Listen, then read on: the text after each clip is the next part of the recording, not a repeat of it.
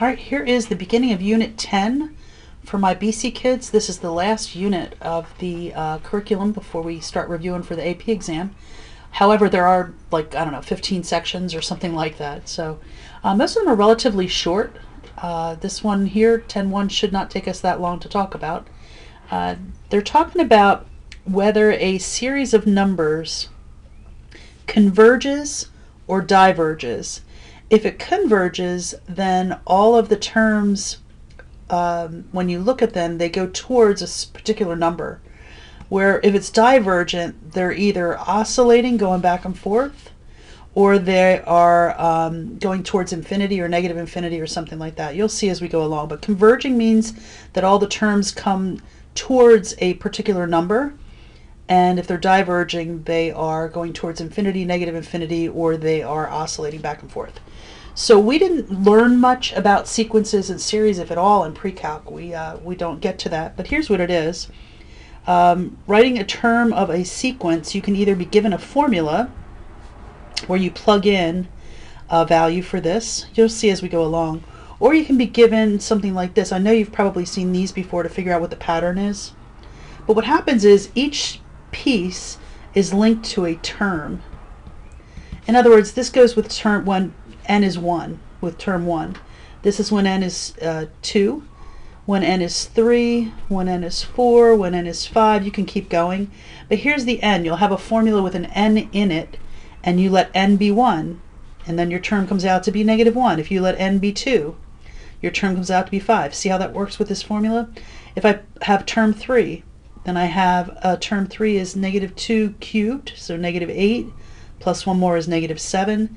If I have n being 4, then I'm negative 2 to the 4th, I'm 16, plus one more is 17, and so on. You can see how it works. So these are the terms that are in there, or in other words, the n values.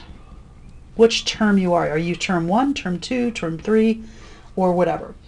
All right, so sequence is a collection of numbers that are in one-to-one correspondence with positive integers. These are in one-to-one correspondence with positive integers. These are always, the terms are always going to be positive values. So this would be like term 1. Same idea as what was up above. This would be what you get when you put in a 2. This is linked with term 3. This is linked with term 4. This is linked with term 5. It would obviously have a different formula than the one you were given, but same kind of concept. All right, to be monotonic, they're going to ask you in this section, are these monotonic sequences? And they would be ones that never decreases or never increases. Monotonic, they're constantly going from smaller to bigger to bigger to bigger to bigger, or biggest to smallest, something like this. So here's what it looks like for monotonic. I'll give you a graphic picture. Can you see me? Not really. Let me move over. Monotonic. Graphically speaking, you always have values that are getting bigger and bigger and bigger as they go along, or you always have values that are going smaller, smaller, smaller as they go along. And I think it's most important to note what it doesn't look like, not monotonic, would be something like this, where you've got, see how something like that goes, where it increases and then decreases and then increases? That is not monotonic. Monotonic is when it is continually doing the same thing. It never changes from increasing to decreasing. So bounded is when it goes towards a number, kind of like horizontal asymptotes. So if I read the graph from left to right and it's approaching an asymptote, a horizontal asymptote, that would be a bounded sequence, whether that horizontal asymptote is above the curve or below the curve. If you think about the sine graph. See how the sine graph, you know how the sine graph is bounded? It only goes to 1 or negative 1. So it's bounded to 1 and it's bounded to negative 1. It's never going to go beyond that, so it has a bound to it. And that's kind of what this is talking about. It's the same idea as a horizontal asymptote. So there are infinite series that look like this. This is the sum of all the terms going to infinity. So you're going to add all the terms. I have to move my paper again. Add all the terms to infinity. Kind of like reminds me of a Riemann sum. Remember Riemann sums where you're adding all the individual rectangles as you go along? How many rectangles can you take? You can take an infinite number of rectangles to get a more specific answer, not an approximation. So anyway, partial sums. This is when you're only adding a certain number of terms. See how it's finite? It stops. It's only adding a certain number of terms. It's not going to infinity. So this one is one where you're adding the first n terms. So maybe it might be the fifth term. Add the first 5 terms. So take a1 plus a2 plus a3 plus a4 plus a5. And that will be adding a partial sum. And then they use some notation also that is a sub n versus capital S sub n. So a sub n is an expression that gives the nth term in a sequence. You saw that up above. Remember this very first thing? There it is, a sub n. That is an expression that gives the nth term. Remember we were plugging in 1, 2, 3, and 4 for our n's. That gives the nth term in the sequence, where s sub n is the sum, s meaning sum, of the first, if I could spell, first n terms. All right, so let's try some examples using some of this new terminology. So use the sequence 2, 4, 6, 8, 10 to find a sub 4 and s sub 4. Well, let's see the difference. So a sub 4, it's an expression that gives the nth term in the sequence. Well, what's n? N equals 4. If n equals 4, what's the fourth term? 1, 2, 3, 4. All right, Mr. 8. Mr. 8, because he is the fourth term. That's a sub 4. Where s sub 4 says take the sum of the first 4 terms. In other words, I'm taking 2 plus 4 plus 6 plus 8, the sum of the first 4 terms, and that equals 20. So there's a difference between them. One of the cool things about these summations is that we can turn them into limits, and it's kind of interesting because it relates these two things. If I have the summation between 1 and infinity for a sub n, that equals the same thing as the limit as n approaches infinity for s sub n, the sum. So in other words, you have to make note of, are you given a sub n or are you given s sub n? So I'm going to make a little note here because that's what we want to watch out for. So watch, if you are given a sub n or capital S sub n, because it makes a difference on how you approach the problem. All right, a little bit more terminology and then we'll see some problems.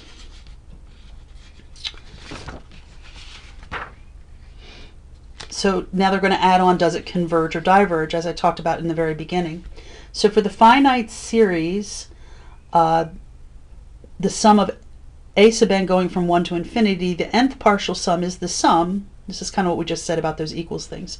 If the sequence of the partial sum s sub n converges to s, then the series a sub n converges, and the limit s is called the sum of the series. Likewise, if s sub n diverges, then the series diverges. Now, this is going to be much more understandable when you see some examples. So the first thing about converging. So converging, let me move so you can see my margin. Converges when you approach a number.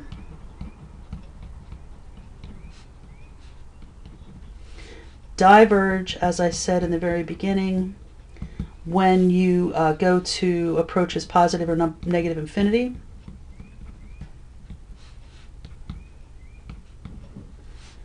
Or doesn't approach a number.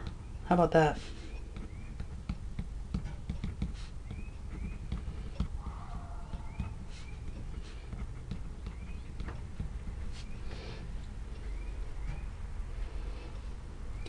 All right, so this first example they give you with number 2, does this converge or diverge? This is a relatively difficult problem to start out with, in my opinion. So I'm going to start you out with some other things first. Let's go, and then we're going to skip around just a little bit with these examples. I'm going to try to build from easiest to hardest. Let's go with number 4 first. Does its series converge or diverge? Well, I want to check then what the sum is. What is it doing? What is the sum of this series doing? So I want to figure out what the sum is. So I'm going to take S sub 1. I want to figure out the first few. I don't have to do a lot of them, but I want to see what it's doing. S3, maybe S4, and S5. Check out the first few. Now this is N. Well, N starts with 1. If I put a 1 in for the N place, then I'm going to have a 1 that comes out. S2, remember this is the sum of these things, a summation sign there. So I'm going to take my answer for S1 and I'm going to add on what it is for S2. If I have N equals 2, then this is 2. 1 plus 2 is 3. Then I'm going to go for the next one.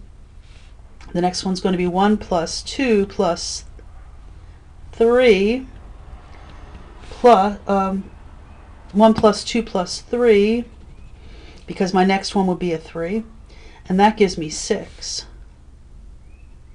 Then I can do 1 plus 2 plus 3. What's the next one I'm going to have? It's going to be a 4, and I end up with a value of 10. And I can keep going. My S sub 5 is going to be 1 plus 2 plus 3 plus 4 plus 5, and I end up with 15. So what's happening to my answers? By the way, I could have just said, in this case, 1 plus 2 is 3. 3 plus 3, this new one is 6. 6 plus 4 is 10. 10 plus 5 is 15. I just wanted to show you where it was coming from. But yeah, you could use your answer from the previous question to get the answer for the new guy. So the question is, what's happening with these values? I start at 1, I go to 3, I go to 6, I go to 10, I go to 15. What's going to keep happening with these values is that they're always getting bigger. All right, so they're always getting bigger as I complete that sum. And so does that mean it's converging or diverging? Is it going towards a particular number? And it's not, they're always getting bigger, but it actually is going towards infinity, right? And if it's going towards infinity, that means that it is diverging. So towards infinity is what it really is doing. Therefore, my 3 dots, it diverges. So you can check the first few answers and see what the values are doing, and that can give you your answer to the final question. All right, then they say, okay, use a calculator to be able to do these sums. These are kind of cool. Put this where you can see it. Maybe. Oh, there we go.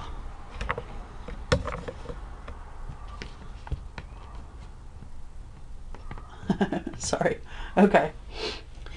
So if I'm looking at this and I'm in my home menu, if I go to F3, cool enough, if you go down to number 4, and I'm going to write this down in a minute.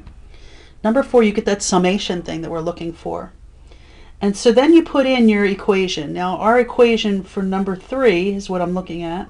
Number 3 is 10 divided by, I'm going to put in parentheses, n times n plus 2. I'm going to say n squared, x squared plus 2x. I'm going to close the parentheses for my denominator, and then I'm going to put a comma, x, comma, and they want to know what is it going from. And so I'm looking at these values, 1, and then it says, what is it for n equals 200? So I'm going to use to 200. So from 1 to 200 is going to be my first one. So I'm back to my calculator looking at what I'm putting in. I'm putting a 1 comma 200, and I'm closing that up, and it should tell me what that sum is. Now most times we like this as a decimal, so remember it's that Gatorade button, and then the enter should give you a decimal value. There it is, 7.45. All right, so on my calculator, here it is. I get S, and here's how we would write the answer. S with an n of 200. The first 200, if I were to add them all up, can you imagine doing that by hand, adding up those 200 terms?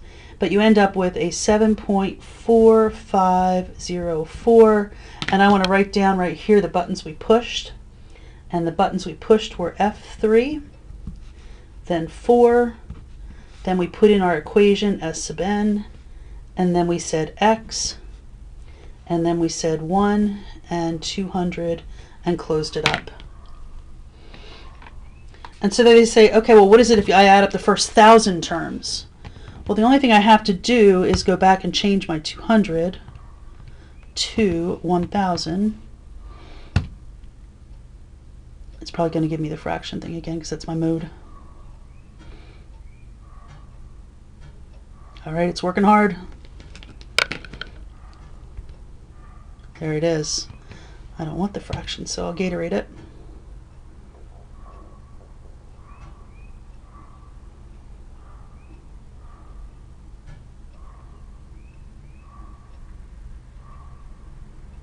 It's still busy. While we're waiting, let me put my thing here. I want to know what S of 1,000 is. And there it is, 7.4901. Now let me ask this question. They didn't ask this, but is this series converging or diverging? Does it look like those values, when you sum them up, are coming closer and closer and closer towards a particular number? And you can see that it looks like it's getting closer to 7.5. So this would be an example of something that converges because your y values, your sum values, are coming out to be values that are getting closer and closer to 7.49, 7.5. Kind of like a horizontal asymptote type of situation. Okay, I think we might be ready for this one up above, number 1. You got the idea of diverging versus converging a bit. So does this one converge or diverge? And the method for this is entirely different than what we just did. And let me make a note of this. You want to do this method for number 7.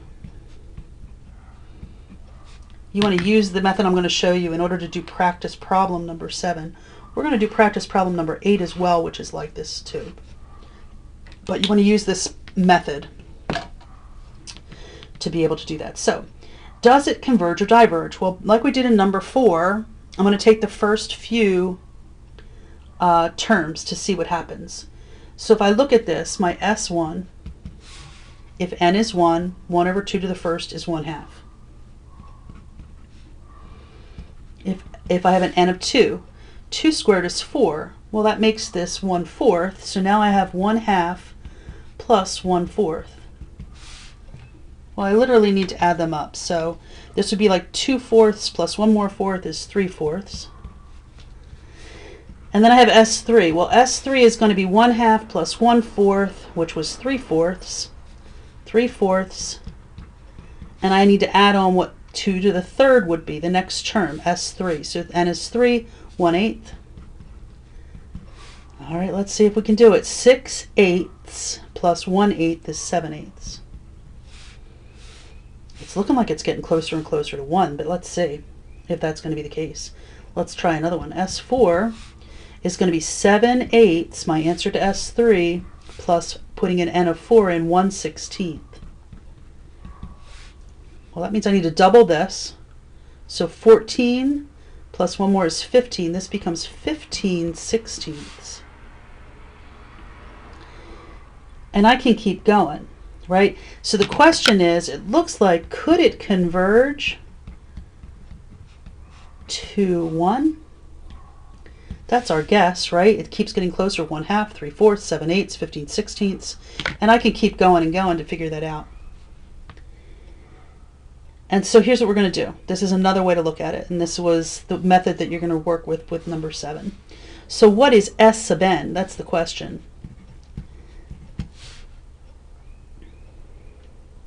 So S sub n would look like this. I'd have 1/2 when n is 1. And I would have 1 over 2 squared, 1 over 2 to the third, 1 over 2 to the 4th. That's what we just were doing over here. And then it's going to keep going. And it's going to stop at 1 over 2 to the n, wherever that number is. Now I know if I take and multiply both sides by 1/2.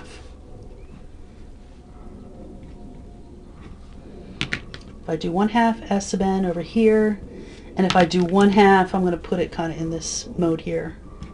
That's going to make my first term a 1 over 2 squared, right? This will be 2 times 2, so 1 over 2 squared, which makes this 1 over 2 cubed, makes this 1 over 2 to the 4th, makes this 1 over 2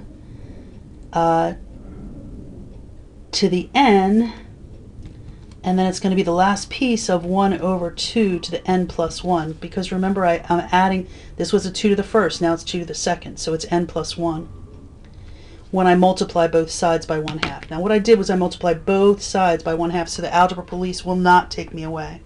I just wrote this in a funny place up here instead so that you could see it's actually going to add a power onto these. So think about how this works. If I were to put those two things together, if I were to take s sub n and subtract away my 1/2 s sub n, what's going to happen with my terms? So my 1 over 2 squareds are going to cancel. My 1 over 2 cubes are going to cancel. My 1 over 2 to the 4th are going to cancel, because remember we're going to have a positive of it and a negative of it. My 1 over 2 to the n's are going to cancel. And so what I'm left with when I subtract these two is the original 1/2, my first and my last term.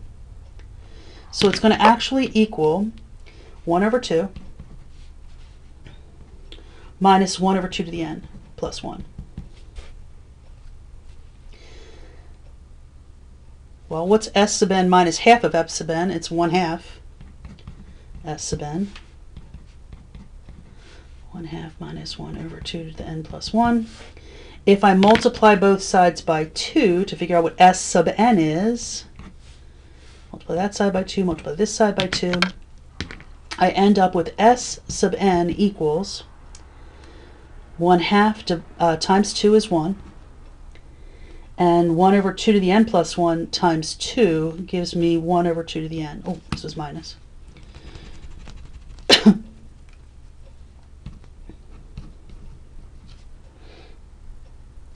Then I'm ready to take the limit. Remember, here I am at the bottom here. I want to know what the limit is for this thing as n goes to infinity.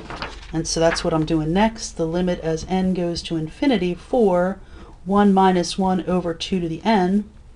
Well, infinity in here means it's 1 over infinity, which is 0, and 1 minus 0 is 1, and so we have confirmed that it really does converge to 1.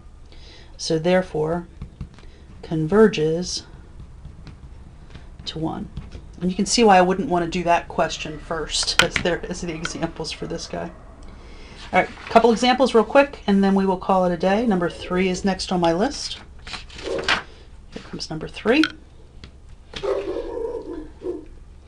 If the infinite series of the sum of a sub n has nth partial sum of s sub n equaling -1 to the n plus 1 for n is greater than or equal to 1, what is the sum of the series? Well, the sum of the series, remember the sum of the series comes from, down here, the sum of the series comes from taking the limit. So what I want to do is take the limit of that thing. Number 3. The limit as n approaches infinity for -1 to the n plus 1. Take a look at the first few terms. S sub 1, if I put a 1 in here, I get 1 plus 1 is 2. -1 squared is 1. S sub 2, if I put a 2 in here, 2 plus 1 is 3. -1 to the third is -1. If I do S sub 3, 3 plus 1 is 4, -1 to the fourth is +1. What's going to happen with this thing? It's going 1, -1, 1, -1, and it's never going to converge to the same number. So therefore this guy diverges. So take a look at the first few terms and then figure out what the values are doing. So that's the first one I wanted to look at. Number 6 is next. Show that the sequence with the given nth term, a sub n equals 1 plus 2 to the n, is monotonic. Now, how do you tell that something's monotonic? Remember, that's where they always have to be increasing or always have to be decreasing without taking any blips in the process. So what you're going to do is literally figure out what the terms are doing. You only need to take a few to figure it out. A sub 1. 1 plus 2 times 1 is 3. I'll write the first one the long way. A sub 2. Now notice you're not summing these. This is just what the individual terms are. It's not a sum term like we were doing with some of the other ones. If I do that, now I'm taking 2 in there, so 2 times 2 is 4, plus 1 more gives me 5. A of 3, 3 times 2 is 6, plus 1 more gives me 7. What's going to happen? 3, 5, 7, you can probably guess the rest of these. These are going 9 and then 11 and so forth. It's all the odd numbers. So, are they always increasing? Will they ever have a dip in the action? And the answer is no. And so we know that A sub n is monotonic. And I would say because each term is growing bigger. So my A sub 1 is smaller than, my A sub 2 is smaller than, my A sub 3 is smaller than my ... A sub n. They're always getting bigger. They're never going to take any dips in the action. And the last one I want to do is number 8, which was kind of like the one we just did, that number 7 deal. Which of the following could be, oh look, I'm doing a test prep question. Which of the following could be the nth partial sum for this infinite series? Well, this in particular infinite series, I'm going to go right for not finding the first few terms because we were a little redundant in the example problem in that we found the first few terms and then we did this whole other work here to confirm that it really does converge to 1. So all of here was our theory. We think it's going to converge to 1. All of here is our math work to show that it does. So we're just going to take this side of it and work on this side. That's what we're working on this time. So my S sub n, what is S sub n going to look like? If n is 1, I got 1 over 4. If n is 2, I've got 1 over 4 squared. If n is 3, I've got 1 over 4 cubed. And you can see this is going to be so on and so on and so on, 1 over 4 to the n. The last time it was 1/2 and then the power of n on the bottom there. This is 1/4, so I'm going to be using 1/4 of S sub n because my denominator is in fourths. So 1/4, when I multiply both sides by this 1/4, it's going to make this 1 over 4 squared. Remember that the first term disappears in the midst of this when I bring that 1/4 over to the other side. So 1 over 4 cubed, and then of course it's going to keep on going. 1 over 4 to the n, and 1 over 4 to the n plus 1. Well, what happens with all the middle terms? They all cancel out. I'm left with my first guy and my last guy because the 1 over 4 squareds are gone, everybody's gone. And so I can say this, S sub n minus 1/4 S sub n minus 1/4 S sub n is equal to 1/4 minus 1 over 4 to the n plus 1 power. And then what do? 1 minus 1/4 gives me 3/4 of an S sub n. Didn't change anything on the right. But how can I get this to just an S sub n instead of a 3/4 S sub n? So a couple things I can do. First thing I can do is multiply by 4. That's going to give me a 3 S sub n equals 1 minus 1 over 4 to the n, multiplying by 4. And then I want to get rid of the 3, so that means I'm going to have to divide by 3 or multiply by, you can see how these answers are going, multiply by 1/3, and I have 1/3 of 1 minus 1 over 4 to the n. Is that one of my answers? Shoo, yes it is. That will be a C. Alright, so you are to do numbers 1 through 10, what we didn't do, and I'll see you in class, but shoot me an email if you've got questions. See you then.